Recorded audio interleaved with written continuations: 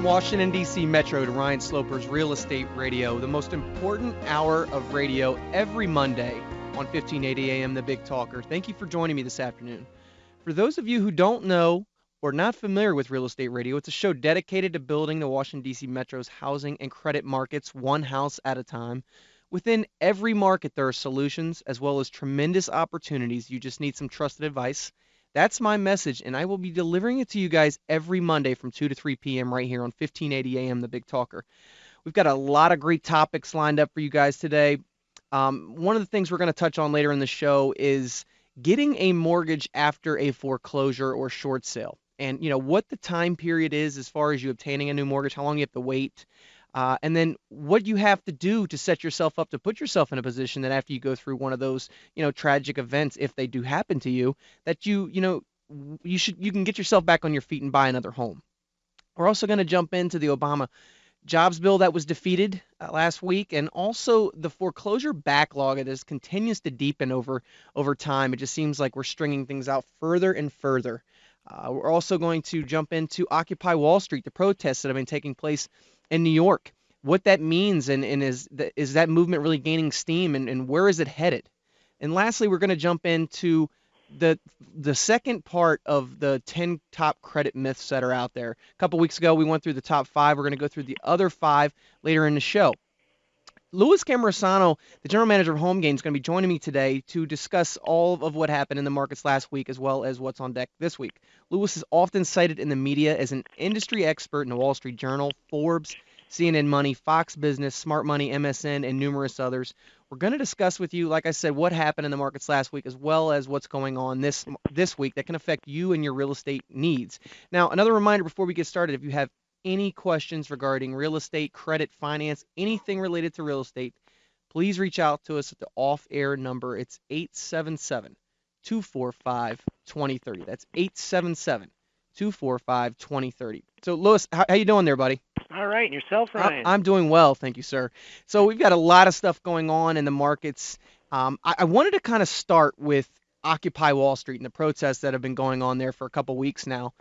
And it seems like it's gaining more and more steam. I was actually listening to radio today that they've actually secured about $300,000 worth of funding that they've actually put into a bank that is a union bank. Kind of interesting there.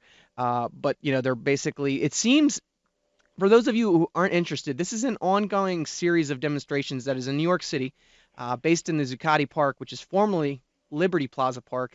And it's all started and encouraged by the Canadian activist group Adbusters. Now, this Occupy Wall Street participants, they're mainly protesting against social and economic inequality, the corporate greed, and the influence of corporate money and lobbyists on the government. And I really think that it's interesting because, they're really not taking a political side. They're not letting, the Democratic Party, the Republican Party endorse them. They're kind of saying that they're neutral. And it seems like, the media is just as of last week starting to cover this. I think it's interesting, Louis. What are your thoughts and comments on this protest? Well, I think that there's something in it for everyone. And what's happening right now is no one's really claimed the moral high ground on it, because what's happening in Wall Street is a direct result of what's also happening in Washington. And I think they're not really making the connection between how Wall Street influences Washington and Washington allows itself to be influenced by Wall Street. Now, there's some people that are protesting that are against Wall Street because they're against capitalism, right? Capitalism in general. But I think even for people that are opposed to what's happening on Wall Street, you can be for capitalism but against corporatism. And corporatism is defined as, getting favors from the government. I fall in that camp. I'm not against capitalism. What I'm against is that these banks are really wards of the state, and they basically get their way because they manage to infiltrate the Congress and even the presidency. And I find it ironic where you have politicians who are now pretending, to be on the side of the protesters when they receive a lot of money from Wall Street. Yeah, and I actually just heard recently that Obama's like, we have no problem with these protesters, and, we're there to represent the 99ers is what they're calling themselves. Well, sure. It's just like when Buffett, complains about rich people. It's oftentimes the people that they're kind of saying, I'm against myself too. Right. And I think it's a little disingenuous to say that, they did the bailouts and now they're saying, yeah, we understand why people are against Wall Street. Well, part of the reason people are against Wall Street is not because they make a lot of money, because they make a lot of money and they gain an unfair advantage because when they make a mistake, they get bailed out. Correct. Yeah. And I think that's the real issue for me. But I think that the people that started Occupy Wall Street, I'm not sure, are more opposed to Wall Street based on being more on the socialist camp and against just general capitalism. Yeah, I think that is the majority of them. The big slogan, like I just mentioned, originating from this Occupy Wall Street is "We are the 99%." Which is basically to say that, only the top 1% of the population are the actual rich and the other 99 are just your average Joes. Well, the only thing, Ryan, is somebody is rich because of the dint of their efforts and because Correct. they produced a product that people want and they managed to sell it better. Use Steve Jobs as an example. He didn't get any government aid to purchase iPhones. I don't think people begrudge those types of entrepreneurs. But when you lump millionaires and billionaires into one group, and you look at Wall Street, a lot of the Wall Street wealth is basically, in a sense, is taken from the average person through bailouts by the Federal Reserve or wherever the money goes to. I think that's what people really should be opposed to. It's not that people somehow get rich in this country, because if people get rich in this country by inventing new products and services that we all use, we should applaud them. But if people make money taking risks with the general public's money, yeah, and then they privatize the gains and socialize the losses, that I can understand why everyone should be against that. Right, and then, and that's just basically all these backside bailouts have been going on and continue to go on, as we've discussed with Fannie Mae, basically, buying back a lot of Bank of America's bad loans. I mean, Sure. We have to let these companies fail. We have to. And until, Congress and the president can step up to the plate and allow these things to start happening, we're never going to get back to where we need to be. But the point is, Congress, the president, they're not going to step up to the plate because they're basically influenced by Wall Street. Yeah, and then they can give lip service and say, yeah, we think this is wrong here, but there's really no meaningful legislation. There's really no, even auditing the Fed. If you look at that was a big deal. They basically stonewalled there too. Finally, they did a mini audit. But even when they audit and they find out that the Federal Reserve not only prints up money for domestic purposes but sends it overseas, we just find it out, but nothing happens. Right. There's no legislation saying they can't do that anymore because they're independent. Yeah. And I think that's where people feel powerless with Wall Street, is that even if you find these things out, nothing happens. Right. And there isn't really a will. So what people do is they complain about capitalism. But again, that's not capitalism. No. You're listening to Real Estate Radio. I'm your host, Ryan Sloper, joined by my guest, Louis Cammarosano, the general manager of HomeGain. We're discussing Occupy Wall Street and the protests that are taking place. Louis, these protests are now going on in over 70 major cities at this point, in over 600 communities in the U.S., and it's actually been spreading internationally with these Occupy protests modeling themselves after the one that started in New York. And I think this is interesting because leading up to next year's campaign, I can really see that this is going to be the big push is, what are they going to do to represent the general public and stop socializing the losses, as you mentioned. I've wanted to say also, do you think that, they're actually protesting against the right people? I mean, should this protest be taking place down on Capitol Hill? Well, that's what Herman Cain said. I think that it's not whether you should protest Washington or Wall Street. You should protest both of them. Both of them, because, it's, two wrongs don't make the right there. Well, the only thing is if you protest one or the other, that's exactly what they want, because then the president and the Congress can jump on the bandwagon being against Wall Street, and then they're protected. Just like when Buffett says, go after the rich, he feels like he's protected because he's saying, yeah, I'm against myself too. Yeah. Yeah, and I think that there is, because there hasn't been any clear-cut demands from these protesters or anything like that, and a lot of the people there are not really saying, what they're for or against. Well, that's a problem, because then you're just mad at something, and you need to get to the root causes of what the problem is on Wall Street. Yeah, I agree 100%. And it seems like, half the people that are protesting down there are just joining the movement because it's popular and not necessarily joining it because they know what really the root of the problem is. Right, and then if you know what the root of the problem is, then you can present a solution. What are your demands? Exactly. And then no demands have really been, have been offered up at this point.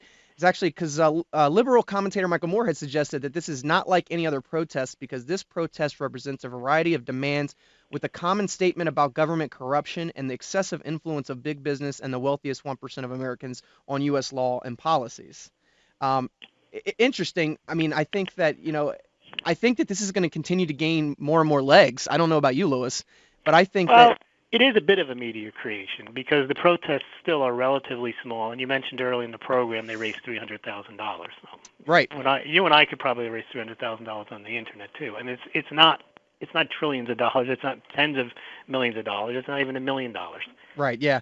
I just, it's interesting because I believe Keith Olbermann was the one that was the first guy that kind of gave this some sort of notice that this was going on, and now all the major media outlets have picked it up. And it took a couple weeks for that to happen. So, Well, also the media begets more attention, which means that there's more people that go to the protests too. yep, So they can almost help create a movement. yeah, And I think that underlying sentiment against Wall Street, it depends on then how they frame what does being against Wall Street mean. Does it mean class warfare? Does it mean anti-capitalism? Does it mean anti-corporatism? Does it mean anti... And it's something in it for everybody. Unless you actually are benefiting from the riches on Wall Street, most people say, sure, I don't like that. right, And they might attend the protest. yep. But you could be standing next to somebody who's diametrically opposed with you on politics or everything else. You're just united in that particular protest. Yeah, I agree. You're listening to Real Estate Radio. I'm your host, Ryan Sloper, joined by my guest, Louis Cammarosano, the general manager of HomeGain. We're going to jump into this week's Word on Wealth. This segment was brought to you by HomeGain. HomeGain is the place to get you started buying or selling a home, finding a realtor, and getting real estate questions answered. Go to homegain.com today to see what I'm talking about. All you have to do is type in your home address, and you'll get an instant free estimate of your home's value online. It's a great way to monitor your home's value, and it's totally free. So check out homegain.com today to see what I'm talking about. Last week, the big thing on the agenda for last week, as far as the market's concerned, was Obama's jobs bill being defeated, which we kind of discussed last Monday. We knew that was probably going to happen, Lewis. Well, there's an example. Where do you think that money was going to go to? Special favors. Special favors, yeah. It was going to go to projects that certain companies would benefit from, certain unions would benefit from.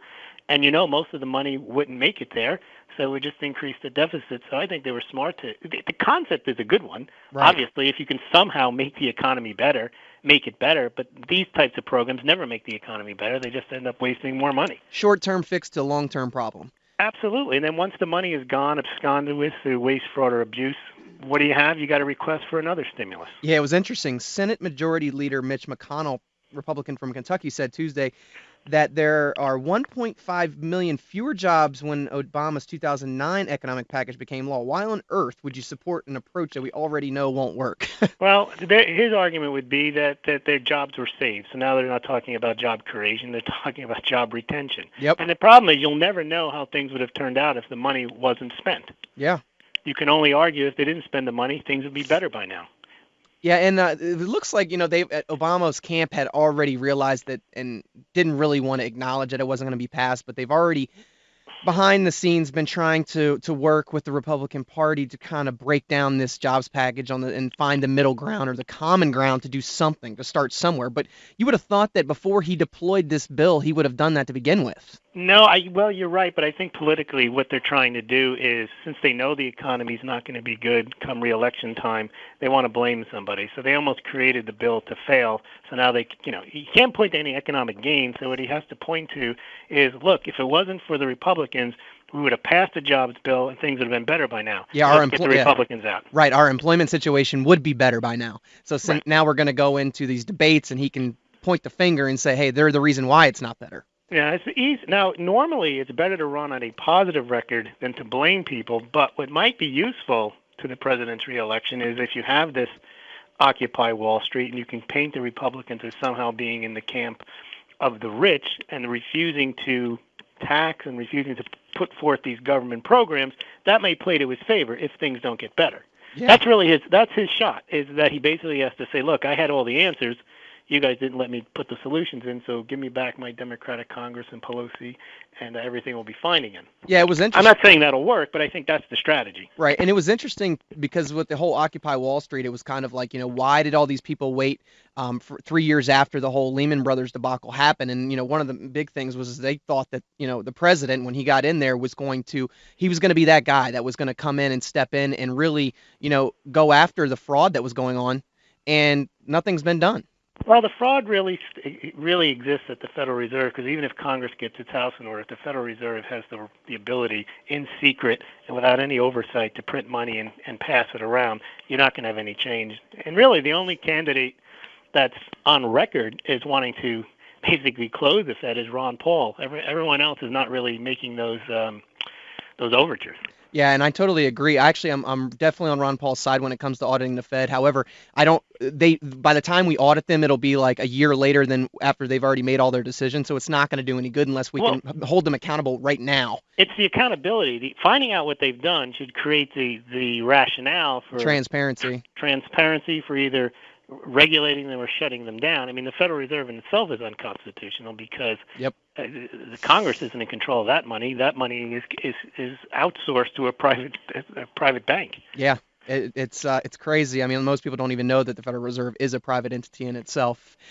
When we come back, we're going to jump into getting a mortgage after foreclosure and the steps you can take to secure a mortgage even after those bad, tragic events would happen. Be right back.